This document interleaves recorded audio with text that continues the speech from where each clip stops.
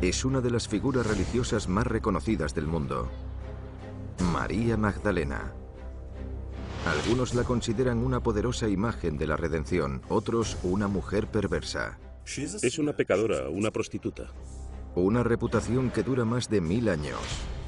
Pero una mujer está decidida a demostrar que fue la madre de la hija de Jesús. Parece embarazada de 9 meses. De ceremonias secretas No se puede hablar de esto. a sangrientas masacres. Y teorías sobre obras de arte codificadas. O bien es un producto de una imaginación entusiasta o parte del encubrimiento más grande de la historia del cristianismo.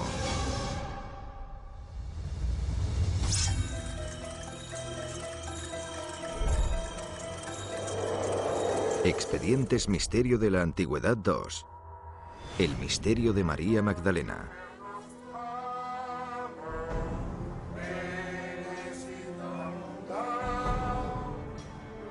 Un cardenal católico románico ha viajado desde Roma a Saint-Maximin, en el sur de Francia. Ha venido a presidir una ceremonia que se remonta a hace más de 700 años. Esta es la Fête de Sainte-Marie Magdalene, en honor de Santa María Magdalena. Sainte Marie Madeleine, priez pour nous. Sainte Marie Madeleine, priez pour nous. Sainte Marie Madeleine, priez pour nous. La leyenda local afirma que María Magdalena vino aquí huyendo de la persecución que siguió a la crucifixión de Jesús.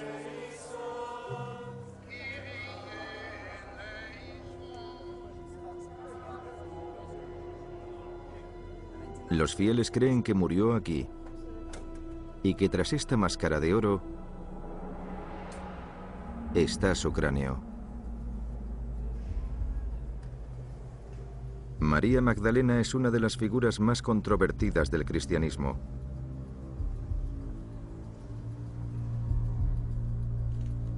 En el año 591 después de Cristo, el Papa Gregorio insinuó que fue una pecadora penitente, dando pábulo a la teoría popular de que era una prostituta.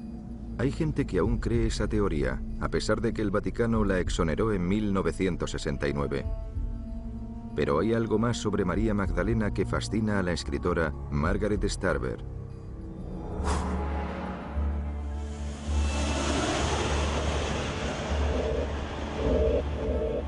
Starber ha pasado años buscando mensajes ocultos en las obras religiosas. Sus controvertidas teorías ayudaron a inspirar el bestseller de ficción de Dan Brown, El Código da Vinci. El libro insinuaba que Jesús y María Magdalena tuvieron una hija y que los descendientes de Cristo aún viven en la actualidad. Los historiadores y los intelectuales cristianos rechazaron esta idea, pero Starber está convencida de que Jesucristo estaba casado. Ha venido a Francia a buscar pruebas de que se casó con María Magdalena.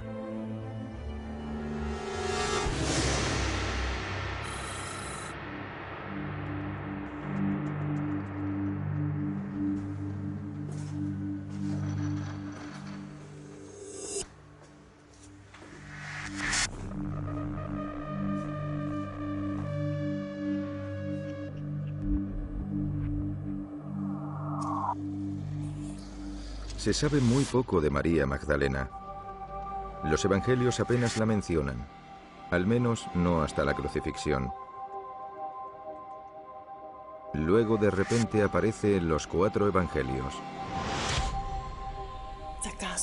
La narrativa de los evangelios sitúa a María Magdalena en el centro de la historia de la pasión. Lleva ungüentos a la tumba para embalsamar el cuerpo de su amado. En el Evangelio de Juan, María va sola a la tumba, mira en su interior y dice: «Se lo han llevado. Por favor, dígame dónde lo han puesto». El jardinero la llamó María y ella reconoció a Cristo. Este es el evento crucial de la tradición cristiana: la resurrección. Y María Magdalena está allí para ser testigo de todo. ¿Qué le pasó? ¿a dónde fue?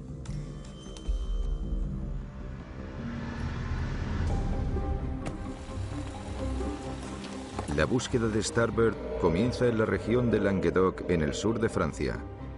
En los siglos XII y XIII, una secta cristiana herética conocida como los cátaros vivieron aquí. Entre las muchas acusaciones de herejía, una afirma que creían que Jesús y María Magdalena eran amantes. Fuera cual fuera la verdad, pagaron por sus herejías con sus vidas.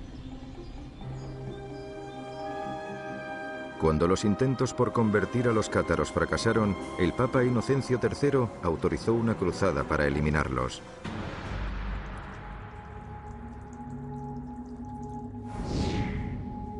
El asedio comenzó en el pueblo de Béziers.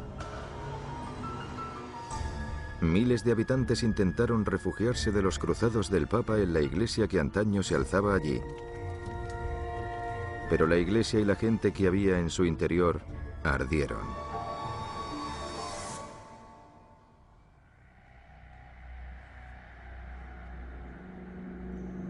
Los siguientes 20 años, muchos miles de cátaros fueron asesinados por sus creencias. La guía de Languedoc, Sabine Affré, ha pasado una década explorando el legado de los cátaros. Sabine, quisiera saber por qué el Papa quiso eliminar a los cátaros. Porque los consideraban herejes. Los cátaros creían en dos creadores, uno bueno y uno malo. Pero una gran parte de las pruebas de su fe se perdió, dejando que la información sobre sus creencias fuera transmitida por los inquisidores católicos.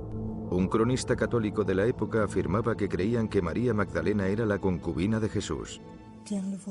Pierre Lebeau de Cernay afirmó que la destrucción de Béziers fue un castigo adecuado a sus calumniosas afirmaciones de que Jesús y María Magdalena eran amantes.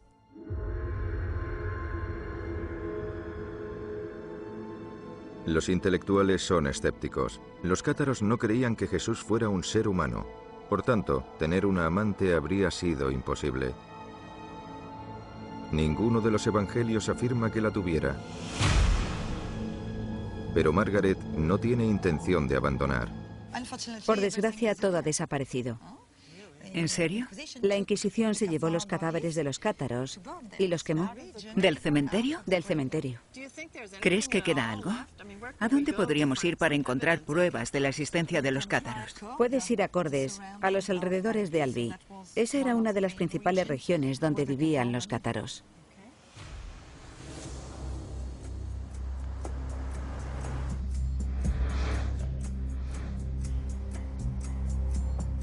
Starbird hace lo que Affré le aconseja y se dirige hacia Cordes.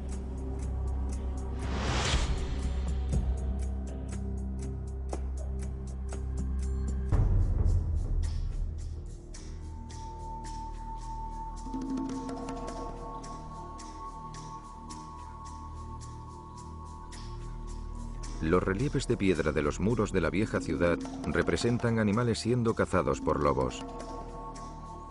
Algunos creen que los lobos fueron esculpidos en representación de los inquisidores y que los jabalíes que están siendo cazados representan a los cátaros. Increíblemente le dicen a Starbird que las creencias de los cátaros aún existen por aquí, aunque esta secta es tremendamente reservada. ¿Dónde está? Por allí. Gracias. Después de una serie de preguntas, la envían a la casa de un hombre llamado Paul Sanda, su arzobispo.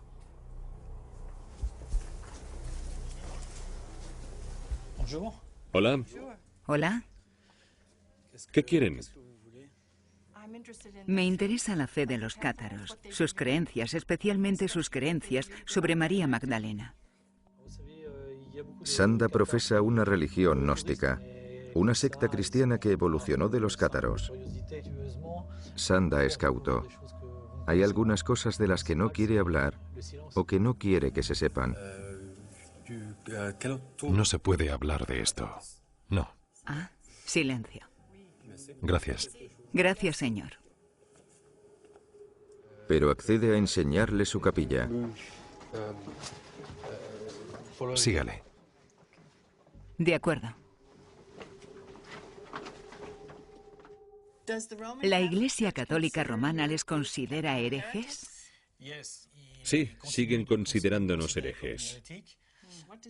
¿Qué opina su comunidad sobre María Magdalena?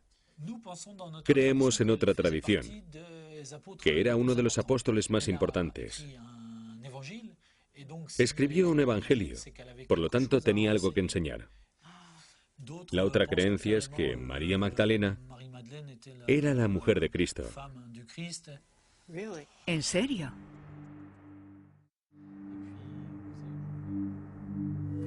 Sanda accede a dejar que Starbird presencie una ceremonia que muy poca gente ha visto.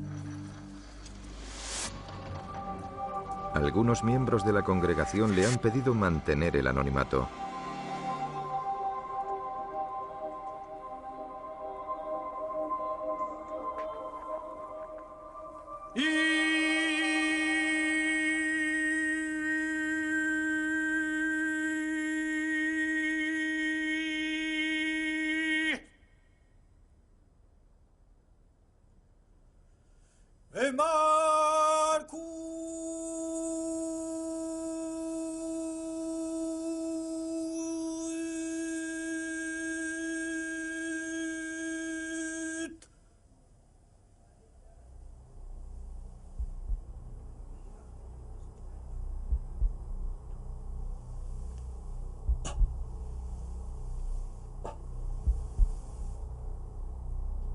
El arzobispo lee de una traducción de un texto antiguo.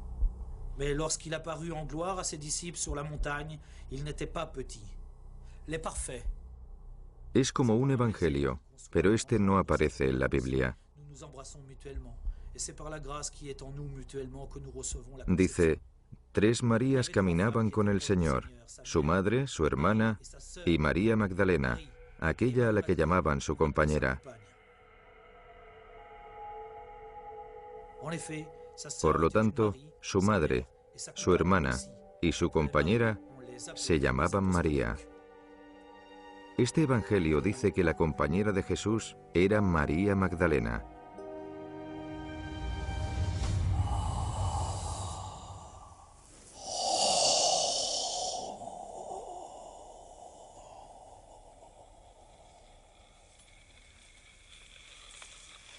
S'il vous plaît, vous allez éteindre et vous allez sortir et on doit finir, on en a pour un quart d'heure même pas. De repente le piden a Margaret que se vaya.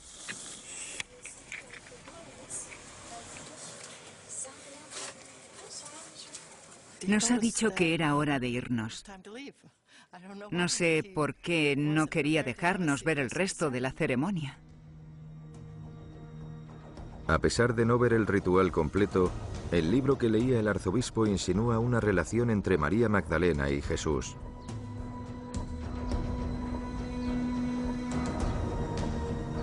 Para averiguarlo, Starbird llama a un compañero de Israel.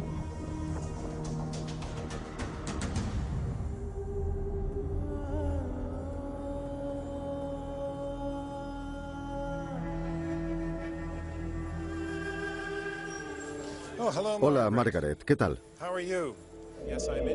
El profesor Barry Wilson es un historiador del cristianismo primitivo y de textos antiguos cristianos. Está convencido de que el arzobispo Sanda leía uno de los evangelios gnósticos escrito más de un siglo después de los evangelios de Mateo, Marcos, Lucas y Juan. Era una época en la que el cristianismo estaba en sus etapas más tempranas. Algunos de los primeros cristianos eran judíos, como Jesús y sus apóstoles, pero se encontraban conversos de otras religiones paganas. Hay muchas formas distintas de cristianismo primitivo. Todos tenían escrituras distintas. Todos tenían ideas muy distintas sobre la naturaleza de Jesús. Todos creían que ellos tenían razón. Se consideraba la expresión correcta de la fe cristiana. Creían que los demás estaban equivocados. Algunos de los primeros escritos serían incluidos en el Nuevo Testamento. Pero a lo largo de los siglos, los evangelios gnósticos se irían perdiendo para la historia.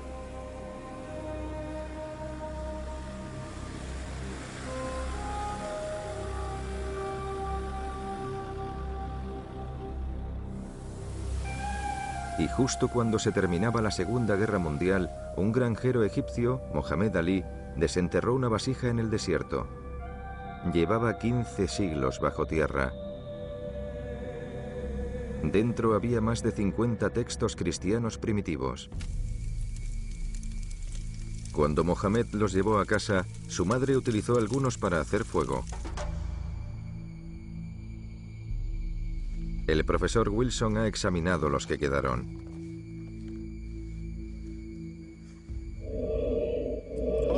Hola, Margaret. Soy Barry. ¿Has recibido los textos de las escrituras gnósticas que te envié? He pensado que podríamos repasarlos. Su contenido es increíble. Estas son las palabras secretas que Jesús pronunció. Luego dice, aquel que descifre el significado de estas palabras tendrá la vida eterna. Al contrario que en los evangelios del Nuevo Testamento, María Magdalena juega un papel mucho más importante en estos textos gnósticos posteriores. Pedro le dijo a María, hermana, sabemos que el Salvador te quería más que a ninguna otra mujer. Dinos las palabras del Salvador que recuerdes, las cosas que tú sabes y nosotros no, porque no las hemos oído. En el Evangelio de Felipe hay un pasaje sobre Jesús y María Magdalena besándose. Pero el texto es antiguo y faltan algunas palabras cruciales. Y la compañera de falta una palabra es María Magdalena. El Señor quería a María mucho más que al resto de discípulos y la besaba a menudo en la falta una palabra. Como sabrás, Margaret, los intelectuales reconstruyeron este pasaje de palabras desaparecidas como sigue. Y la compañera de Cristo es María Magdalena. El Señor la quería más que al resto de discípulos y solía besarla en la boca. En el cristianismo primitivo, besar en la boca no implica necesariamente intimidad. En el Evangelio de Felipe, Margaret encuentra el pasaje que el arzobispo Sanda leyó en su ceremonia. Había 3 Marías que iban con el Señor en todo momento. Su madre, su hermana y Magdalena. A esta la llamaban su compañera. Margaret, la palabra compañera es muy interesante. Podría significar amiga, pero también consorte.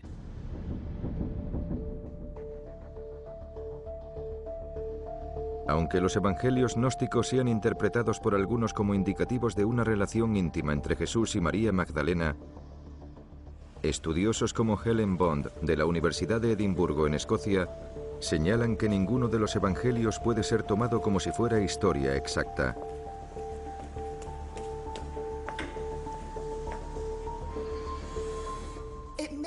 Tal vez hay algún tipo de compañerismo entre ellos. Tal vez haya algún tipo de intimidad. Pero creo que tenemos que ser siempre conscientes de que no se trata de textos históricos. Por tanto, cualquier tipo de referencia a la intimidad no significa necesariamente que hubiera algún tipo de relación entre Jesús y María en la vida real.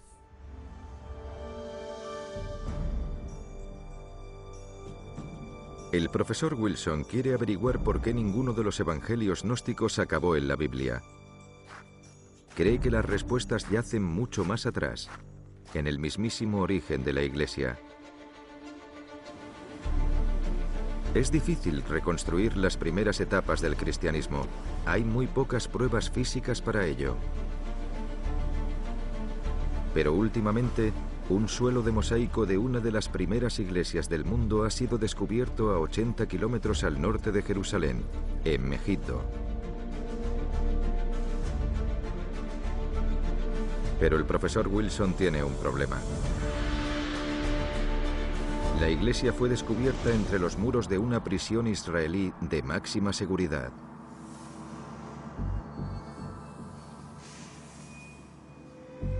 Los restos del suelo de mosaico son ahora el artefacto antiguo mejor custodiado del mundo.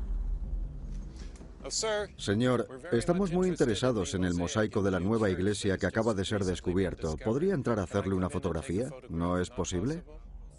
El profesor Wilson no logra conseguir acceso, pero la cárcel proporciona fotografías del suelo de mosaico.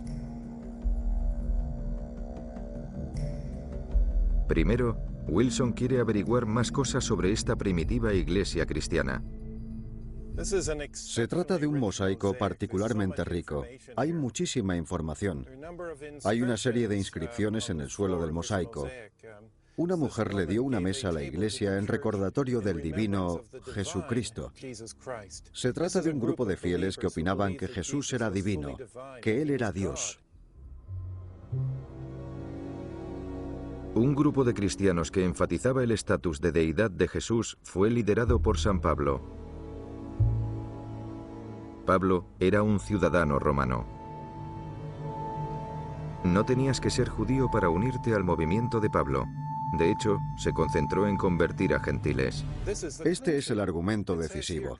Aquí pone que Gianos era un centurión romano, y lo que hizo fue dar dinero de sus propios fondos, de su propio bolsillo, para construir este mosaico. Eso es muy interesante. Muestra que el cristianismo tuvo bastante influencia entre el ejército romano. A pesar de que los romanos originalmente mataron a Jesús, hay pruebas de que el cristianismo atraía a sus soldados. El profesor Wilson quiere averiguar por qué. Se dirige a las ruinas romanas de Cesarea.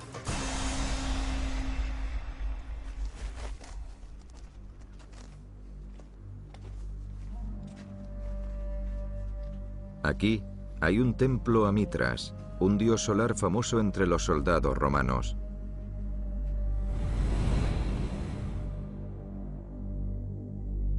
Su templo es como una cueva, salvo por el único hueco de luz diseñado para iluminar el altar durante el solsticio de verano.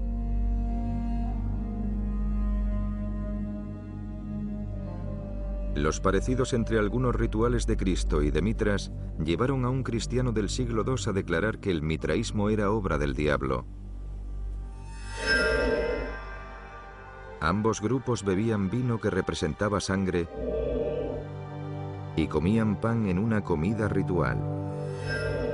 Mitras no podía morir, y esto se refleja en la resurrección de Jesús. Me parece que había muy pocas distinciones entre la adoración de dioses paganos, como Mitras por un lado, y de Cristo por otro. Eran deidades similares. Esto nos da una idea de la popularidad del movimiento de Cristo entre las tropas romanas. Era muy conocido, y en el siglo IV, incluso el emperador romano era miembro del movimiento de Cristo.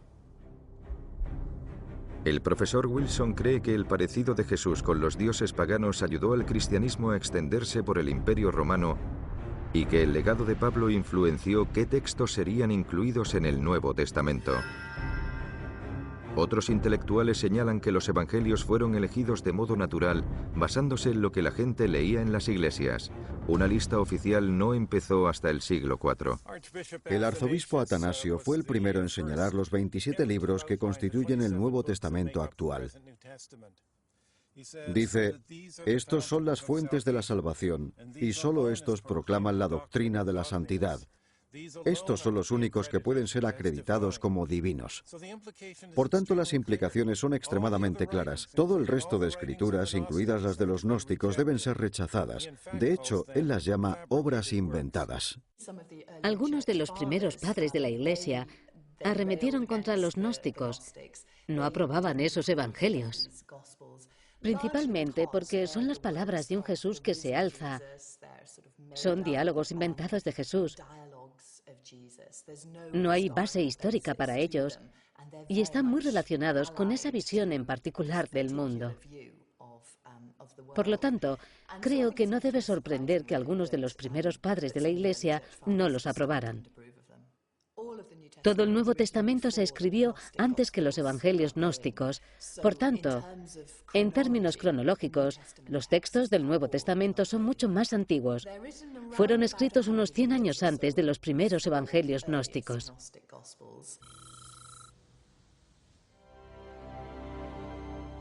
La Iglesia pasó siglos purgando su reino de herejías. Pero algunos aún piensan que las blasfemas creencias de que María Magdalena fue la mujer de Cristo han sobrevivido en Francia. Starbird está buscando pistas en obras de arte religiosas y su investigación la lleva al antiguo puerto francés de Marsella en la costa sur de Francia.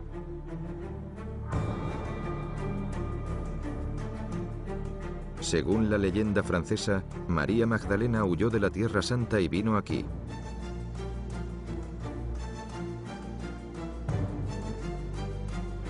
La iglesia de San Víctor se construyó en el siglo XII, pero sus cimientos se posan sobre un lugar de adoración mucho más antiguo.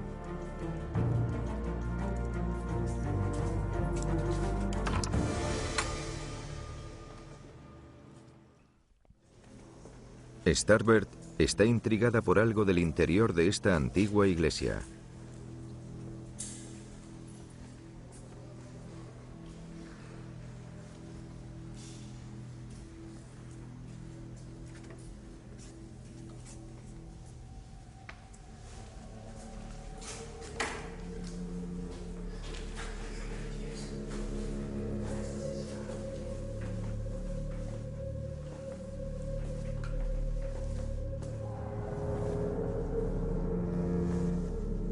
En los muros de la cripta hay antiguos sarcófagos cristianos.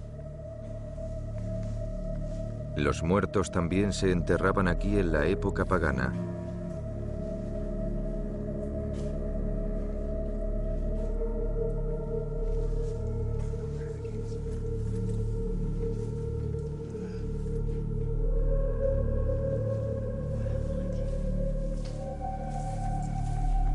Oculto en un pasadizo lateral, Starbird encuentra lo que buscaba.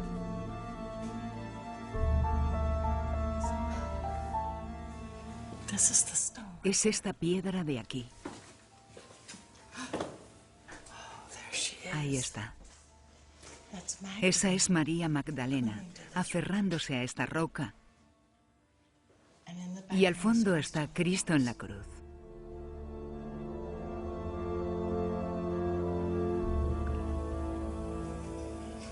Parece que está embarazada de 9 meses. El contorno de la roca es tal que da esa impresión. Es increíble. Este relieve del siglo XVII describe a María Magdalena arrodillándose ante Cristo. Pero es la pose que adopta lo que interesa a Starbird. María a menudo se asocia con una piedra y una calavera, y los intelectuales creen que este relieve puede ser una representación de ella con estos elementos. Sin embargo, Starbird cree que parece una madre embarazada. Fue elección del artista situarla de ese modo, en esta pared. Es un relieve, obviamente podía elegir cómo situarla y decidió situarla en esa posición. Pero los historiadores de arte señalan que el artista habría redondeado su barriga, no la habría dejado como una piedra angulosa. Starbird cree que hay más pistas ocultas en otras obras religiosas.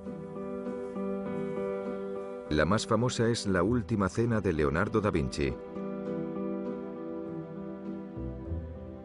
¿Quién es este apóstol? Los registros personales de Leonardo indican que pintaba a Juan. Pero Starbird está convencida de que es una figura de mujer, María Magdalena. Al lado de esta figura está Pedro, que fue el primer papa según la tradición católica. Starbird cree que Pedro la está callando con una mano,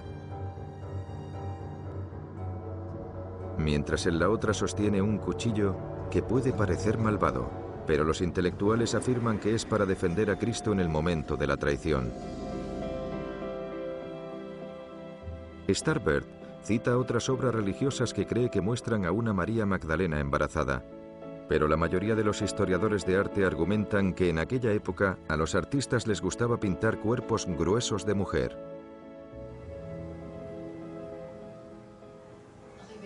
Entonces se produce un descubrimiento impresionante que Margaret considera que podría reforzar su teoría de que María Magdalena tuvo la hija de Cristo.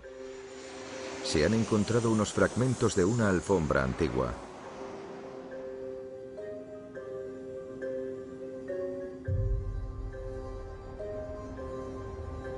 Están a 9.600 kilómetros en la costa oeste de los Estados Unidos.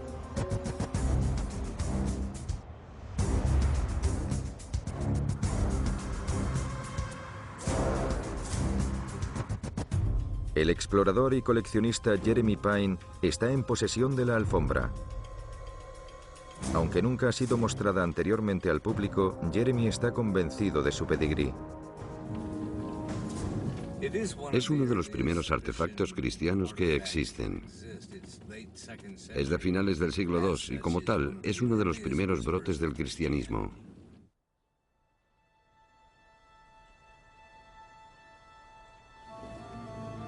Jeremy ha acordado que Margaret vea la alfombra en una casa remota entre los viñedos del norte de California.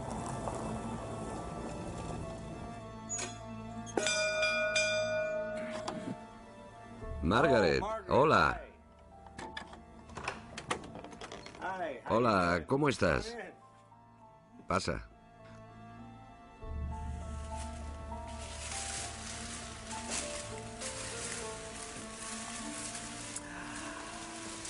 Creo que la han hecho de ese tamaño de forma intencionada. Jeremy, es una obra fantástica. Es extraordinario. Basándose en fotos, los expertos no están seguros del origen y simbolismo de la alfombra. Algunos ven rasgos budistas de Oriente Próximo, paganos mediterráneos y cristianos. Estos son los únicos fragmentos de alfombra de este tipo en el mundo. Es de fabricación egipcia. Sabemos que había un montón de sectas cristianas gnósticas en el norte de Egipto, en Alejandría particularmente. Por tanto, cuando empecemos a averiguar lo que ocurría en Egipto en el siglo II, tendremos la oportunidad de averiguar el significado del diseño.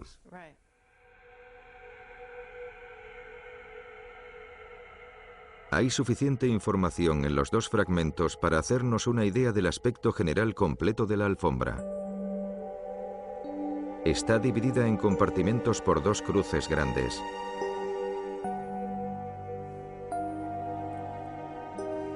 Hay 4 figuras por toda la alfombra. Cada una parece estar sentada en algo. Van en botes.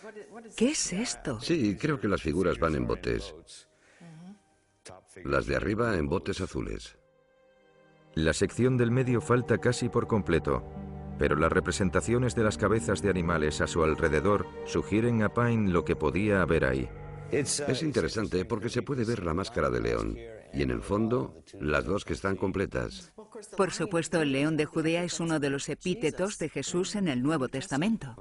Sí, por eso creemos que se trata del león de Judea. Por tanto, este sería Jesús en el medallón central.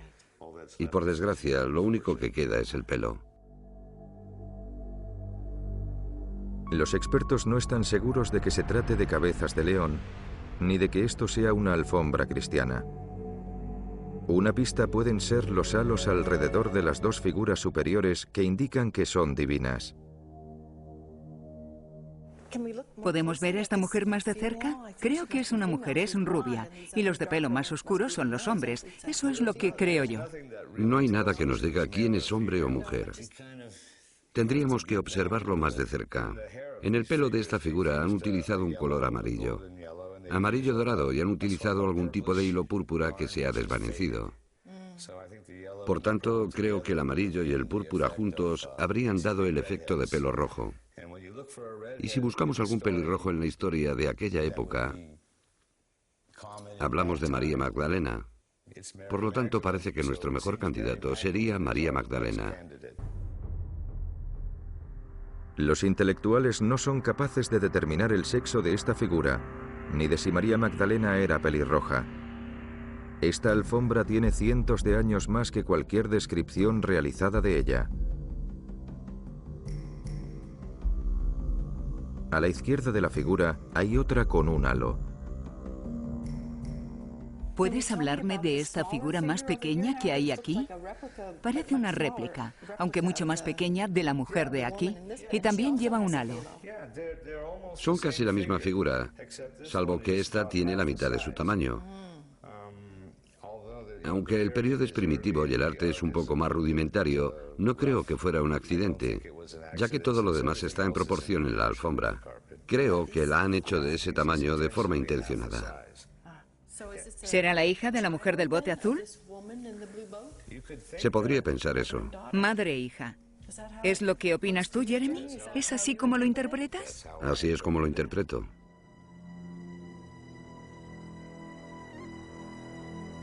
La verdad tras esta antigua alfombra seguirá siendo un misterio. Para algunos pueden parecer Cristo, María Magdalena y su hija, pero es imposible estar seguros, ni siquiera para el ojo experto.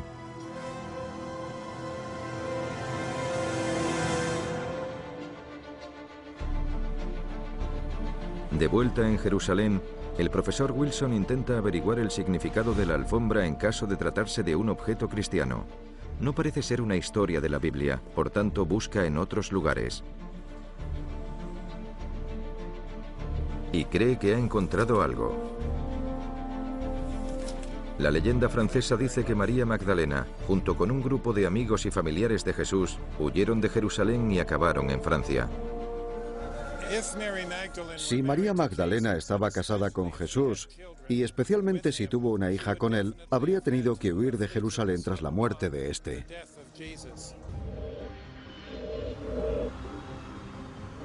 Margaret ha vuelto a Francia para ver si encuentra alguna prueba.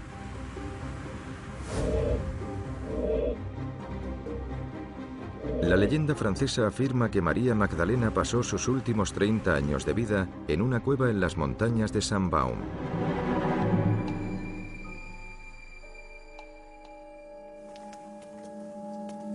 Y está en este acantilado. Ha sido transformada en una capilla dedicada a María Magdalena y ahora está habitada por monjes dominicanos.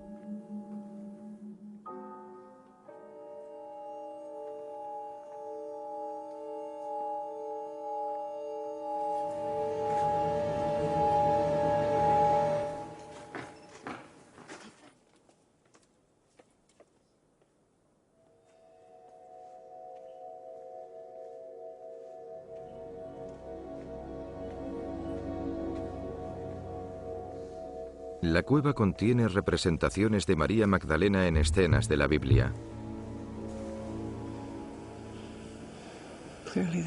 Está claro que esa es María Magdalena a los pies de Cristo en la cruz. Incluso hay una reliquia. Se cree que es su tibia.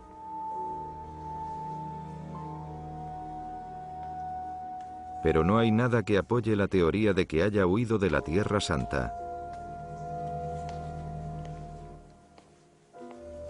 Margaret decidió preguntárselo a los monjes.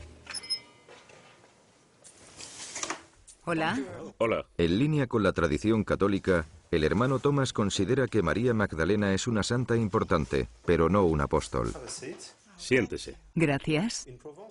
En Provence decimos que después de la persecución en Tierra Santa fueron enviados a un barco.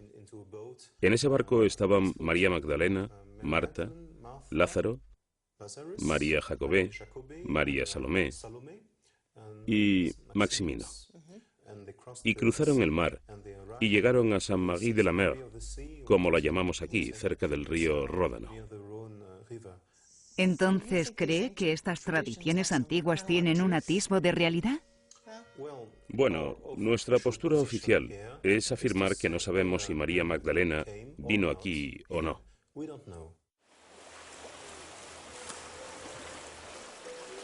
El hermano Thomas le ha dicho a Margaret que fuera a Saint-Marie-de-la-Mer.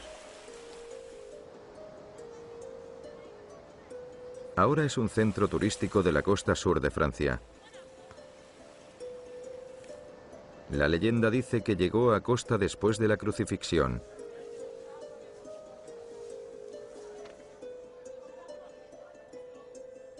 Cerca de la playa hay una iglesia católica llamada Saint-Marie-de-la-Mer. Dentro hay un modelo de un bote con figuras dentro. María Salomé y María Jacobé, que también llegaron a Francia desde Tierra Santa. El bote es azul. Me pregunto si es una referencia a la divinidad. Ya sabes, el cielo, lo divino. Ni la tradición católica ni los evangelios mencionan que María Magdalena tuviera una hija. Pero en un giro extraño de los acontecimientos, un texto del siglo XIX describe el viaje de María Magdalena a Francia. Va acompañada por José de Arimatea, conocido como el protector del Santo Grial.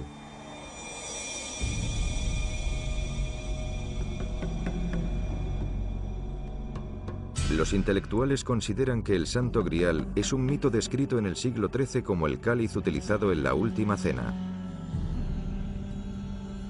La palabra grial deriva de la palabra griega cráter, que significa plato. Pero Margaret cree que el mito tiene un significado oculto.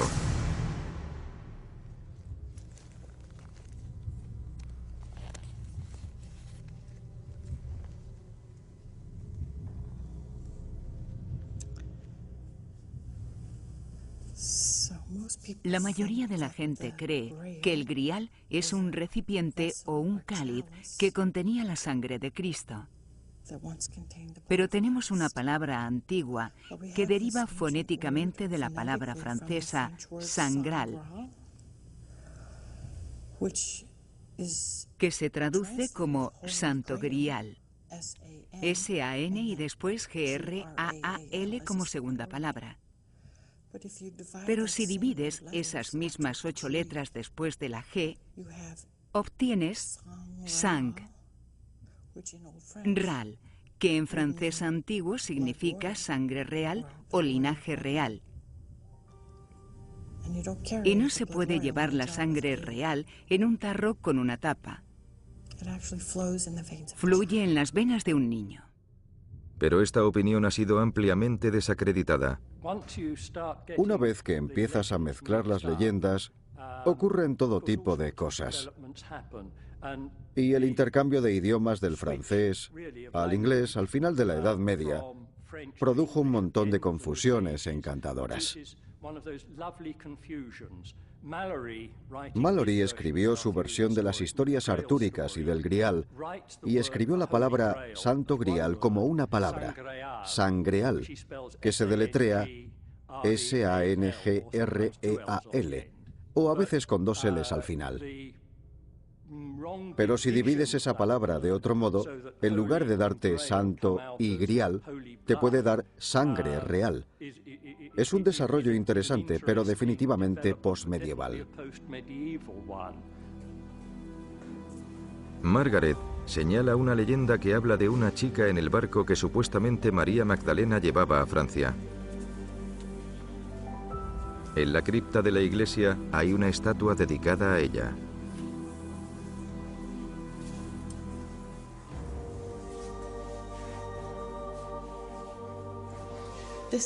Esta es Sara. Se dice que es la sirvienta.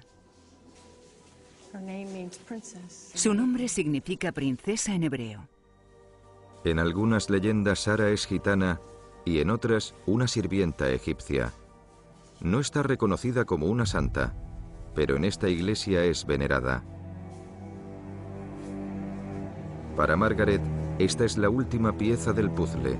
Una creencia de que María Magdalena era la mujer de Jesús y la madre de su hija. Y para ella, las piezas de este puzzle han sobrevivido aquí en Francia, en prácticas religiosas con evangelios herejes, en la veneración de las reliquias de María,